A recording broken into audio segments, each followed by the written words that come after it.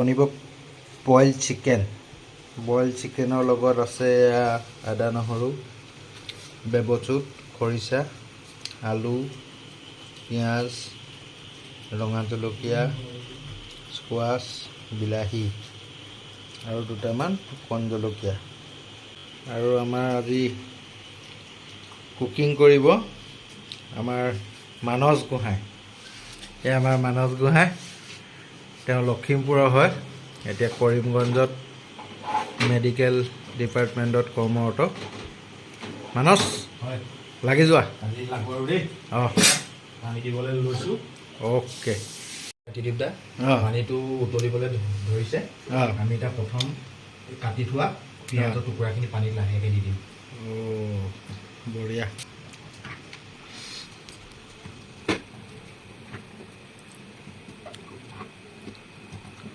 মানস পাথাৰকান্দিত থাকি কেনেকুৱা লাগিছে? পাথাৰকান্দিত থাকি বেয়া লগা নাই। আপোনালোকৰ লেখীয়া দাদা পাইছোঁ, লগৰ কেইজন পাইছোঁ, সকলো আমাৰ ফালৰে। এতিয়া পিঁয়াজ দিয়াৰ পিছত আমি আদা ৰচুনখিনি পানীতে দি দিম। তাৰপিছত আমি কাটি থোৱা পকা জলকীয়া কেইটুকুৰামান ইয়াৰ লগতে দি দিম। এইখিনি দিয়াৰ পিছত অকণমান আমি পানীৰ লগত উতলিবলৈ দিম। তাৰপিছত আমি আনি থোৱা মাংসখিনি অলপ দি দিম। এতিয়া অলপ উতলিব ন? উতলাৰ পিছত লাহেকৈ মাংসখিনি ইয়াত দি দিয়া হ'ব।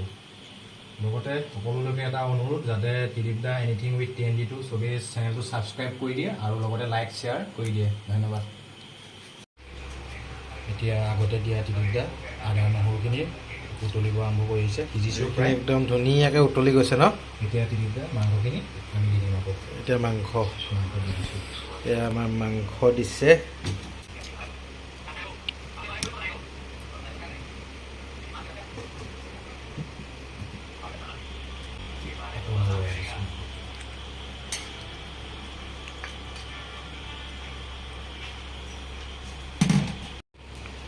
মাংসখিনি দিয়াৰ পিছত এতিয়া আমি পৰিমাণ অনুযায়ী নিমখ অলপ দি দিম।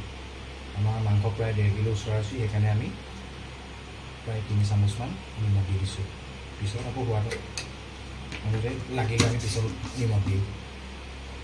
এতিয়া অলপ মাংসখিনি উতলক, তাৰপিছত আমি কাটি থোৱা বিলাহী, স্কোৱাছ আৰু আলুখিনি ইয়াত হেৰি কৰি পানীত দি দিয়া হ'ব। এতিয়া উতলিব ন? উতলিব, অলপ সময় উতলক।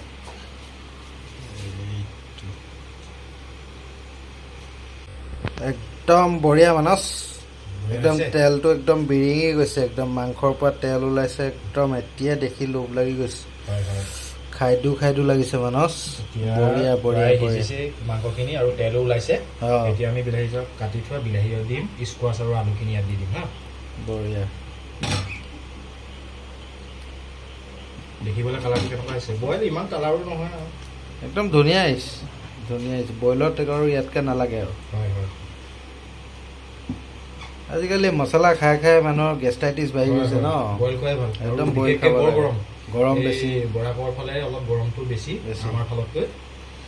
প্ৰায় মাংস গৰম বস্তু যেতিয়া অলপ বইল খাই দিলে পেটৰো অপকাৰ নকৰে। হয়।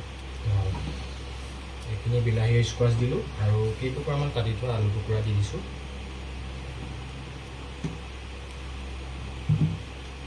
অলপ কণ জলকীয়া সোৱাদ আহিবৰ কাৰণে 4-5টামান কণ জলকীয়া, পকা কণ জলকীয়া থৈছিলোঁ যে এইকেইটা দিছোঁ। এইকেইটা যে দিব নালাগে বুলি বাধ্যতা নহয় আৰু, এনেই দিব পাৰে। এইখিনি দি অকণমান মিক্স কৰি দিম। তাৰপিছত এইখিনি অলপ হেৰি কৰাৰ পিছত আমি মাংসটো অকণমান সৰহ হ'লে অলপ অসুবিধা হয় ন? অসুবিধা হয়। কেৰাহীখন অকণমান জোখটো কম হ'ল আমাৰ, বস্তুখিনি অলপ বেছি হৈছে যে আমাৰ। বইল মাংস আকৌ বেছি বেছি খাব পাৰি। হয় হয়, একদম 1 পোৱা খাই দিব পাৰি। মছলাতকৈ আপোনাৰ বেছি খাবলৈও ভাল লাগে আৰু বেছিও যায়। 1 পোৱা একদম চকু মুদি খাই দিব পাৰি। এতিয়া আমি ত্ৰিদীপ দা এইটো যে দিব লাগে বুলি কথা নহয়, অকণমান সোৱাদৰ কাৰণে মিঠাতেল 1 কাপোৰ দি দিছোঁ আৰু দেই। মিঠাতেল ন? এইটো আজি দিব লাগে বুলি কথা নাই এনেই সোৱাদৰ কাৰণে। সেইখিনি অলপ সিজক, তাৰপিছত আমি একেবাৰে শেষৰ পৰ্যায়ত খৰিচা দিম। খৰিচাটো দিয়া উতলি যেতিয়া জোলটো কমিব, তাৰপৰা আমাৰ আঞ্জা তৈয়াৰ। খৰিচাটো আমাৰ এইটো ঘৰুৱা খৰিচা। ঘৰৰ একদম মায়ে দিয়া, একদম আমাৰ বাঁহৰ গাজৰ, পাহাৰীয়াটো নহয় কিন্তু। এইটো বঢ়িয়া আহিছে, বৰ ধুনীয়া হৈছে। ধুনীয়াকৈ একদম চিকেনটো আমাৰ বইল হৈ গৈছে এই বঢ়িয়া বইল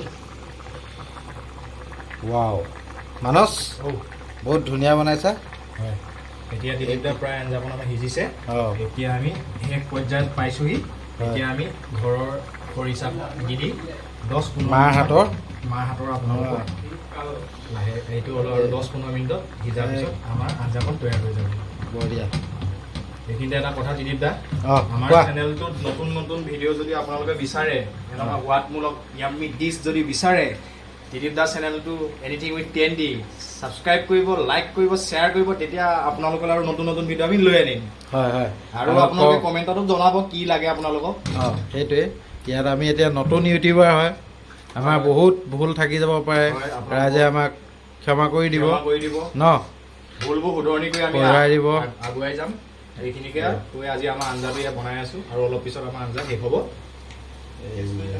টেষ্ট কৰি আপোনালোকক আমি মতামত দি আছোঁ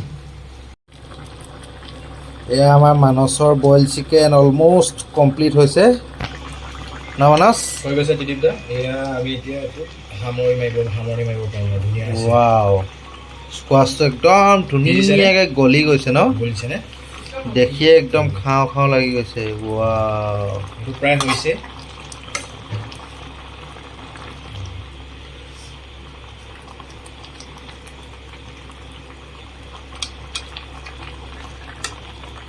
চাওঁ অলপ ৰাইজক আমাৰ দেখুৱাব লাগিব ন ফ্ৰেণ্ডছক ন এইটো চক ৰাইজ টেষ্টি হৈছেনে বাৰু আমাৰ লখিমপুৰৰ ভাইটিটোৰ হাতৰ বইল চিকেন দেই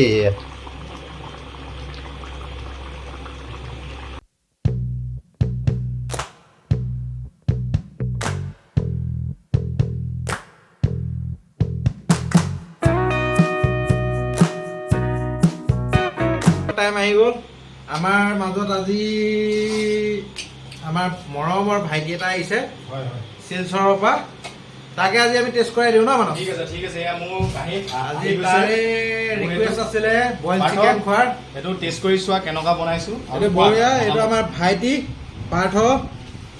পাৰ্থই খাব এতিয়া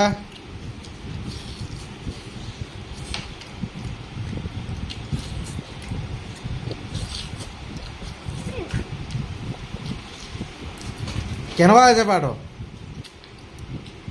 মানস তুমি বহুত ধুনীয়া বনাইছা মজা লাগিছে লাগিছে নিমখ চিমখ চব মজা আছে ঠিক আছে বহুত সোৱাদ হৈছে টেষ্টি হৈছে ধন্যবাদ মানস তো ৰাইজ কেনে পালে আমাৰ ভিডিঅ'টো চাই আপোনালোকেও এনেদৰে গৰমত অতি সহজতে ব্ৰইলাৰ মাংস বনাই খাব পাৰিব আৰু খাই কেনে লাগিল জনাবলৈ আমাক নাপাহৰিব কিন্তু এইখিনিতে কথা এটা কওঁ কিন্তু দেই ৰাইজ ভিডিঅ'টোত আমি মানে যিহেতু ফাৰ্ষ্ট কৰি আছোঁ এনেকুৱা কামবোৰ অজানিতে নক'বলগীয়া কথাও কৈছোঁ হয়তো তাৰ কাৰণে আমাক দায় দোষ নধৰিব আৰু আপোনালোকে আশীৰ্বাদ কৰি যাব যাতে আগলৈও আমি এনেদৰে আমোদজনক ভিডিঅ' যাতে আপোনালোকক দি যাব পাৰোঁ আৰু মোৰ এইটো channel anything with TND please ৰাইজ লাইক কৰিব কমেণ্ট কৰিব ছাবস্ক্ৰাইব কৰিব আৰু লগতে শ্বেয়াৰো কৰিব বাই বাই